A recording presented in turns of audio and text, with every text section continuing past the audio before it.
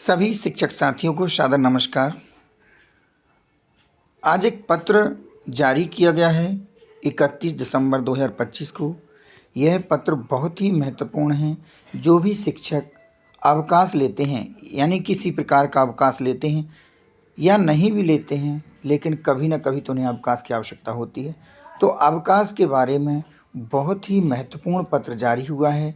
एक तो सबसे महत्वपूर्ण बात यह है कि समस्त शिक्षक संवर्ग के लिए अन्य लोक सेवकों की भांति आकस्मिक अवकाश यानी सीएल का कैलेंडर प्रतिवर्ष 1 जनवरी से प्रारंभ माना जाएगा और सभी लोक सेवकों की उपस्थिति ई अटेंडेंस के आधार पर ही मान्य होगी। और भी कुछ विशेष निर्देश हैं। आपको आवेदन कैसे करना है। 1 जनवरी 2026 से अवकाश करने की प्रक्रिया भी बदल गई है, जो हमारे शिक्षक ऐप के माध्यम से ही स्वीकार किए जाएंगे। ऑफलाइन आवेदन स्वीकार नहीं किए जाएंगे। यह बहुत ही महत्वपूर्ण पत्र है। तो हम इस पत्र की शुरुआत से ही समझते हैं क्या क्या विस्तार से दिया है। यहाँ देखते हैं, आप देख सकते हैं यह पत्र 31 दिसंबर 2025 को जारी किया गया है। सभी जिला शिक्षा अधिकारी, समस्त विकासखंड शिक्षा अधिकारी और सभी प्राचार्य के लिए आदेश जारी किया गया।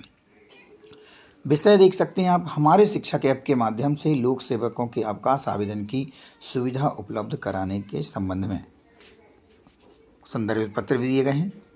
आगे हम सीधे पत्र के विषय पे आते हैं कि विषय अंतर्गत संदर्भित पत्रों का अवलोकन करें। शिक्षकों की सुविधा हेतु हमारे शिक्षक ई गवर्नेंस प्लेटफॉर्म विकसित किया गया है, जो हमारे शिक्षक ऐप चल रहा है, जिस पर हम उपस्थिति लगाते हैं।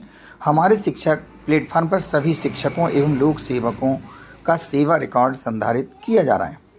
हमारे शिक्षक प्रणाली के माध्यम से लोक सेवकों के स्वत्वों से संबंधित आवेदन और अन्य समस्याओं को प्रस्तुत करने के लिए सुविधा प्रदान की गई है। साथ ही हमारे शिक्षक ऐप के माध्यम से प्रतिदिन ई अटेंडेंस दर्ज करने की सुविधा भी प्रदान की गई है। तो साथियों, हम सब उपस्थिति लगाते ही हैं।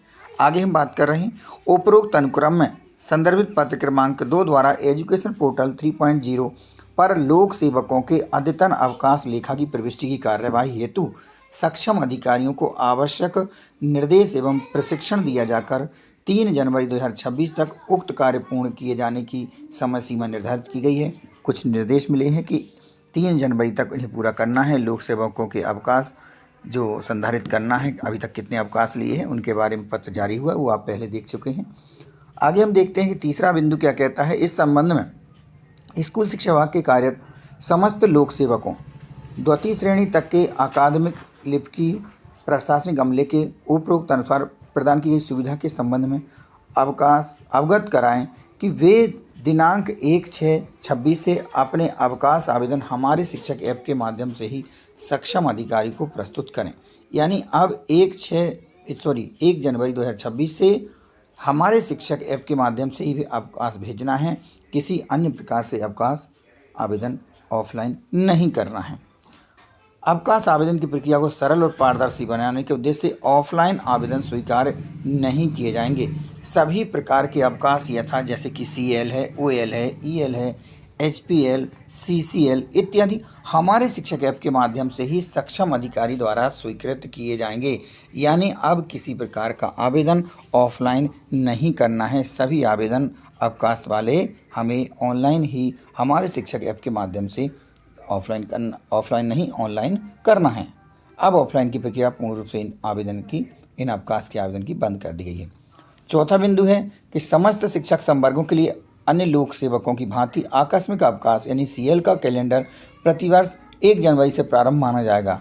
अब हमारी जो सीएल की गिनती है वो 1 जनवरी से प्रारंभ की जाएंगी और सभी लोक सेवकों की उपस्थिति ई अटेंडेंस के आधार पर ही मान्य होगी। उपरोक्त अनुसार निर्देशों का कड़ाई से पालन करना सुनिश्चित किया जाए। तो यह पत्र काफ़ी महत्वपूर्ण है। यह पत्र जारी किया गया है 31 दिसंबर 2025 को।